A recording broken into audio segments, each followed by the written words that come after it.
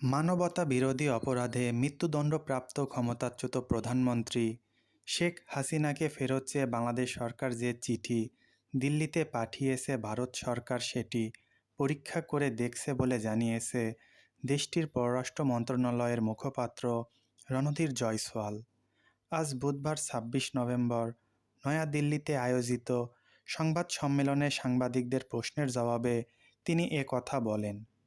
রণধীর জয়সওয়াল বলেন, বিচারিক ও অভ্যন্তরীণ আইনি প্রক্রিয়ার অংশ হিসেবে এটি পরীক্ষা করা হচ্ছে। এর আগে শেখ হাসিনার মৃত্যুদণ্ডের রায়ের প্রতিক্রিয়ায় ভারত বলেছিল, আমরা শান্তি, গণতন্ত্র, অন্তর্ভুক্তি এবং স্থিতিশীলতা সহ বাংলাদেশের জনগণের সর্বোত্তম স্বার্থের বিষয়ে অঙ্গীকারবদ্ধ।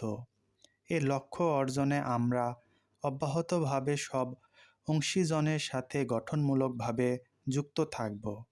এদিকে বুধবার বাংলাদেশের পররাষ্ট্র উপদেষ্টা তৌহিদ হোসেন জানিয়েছেন, ভারতের কাছে পাঠানো চিঠির কোনো জবাব এখনও পাওয়া যায়নি।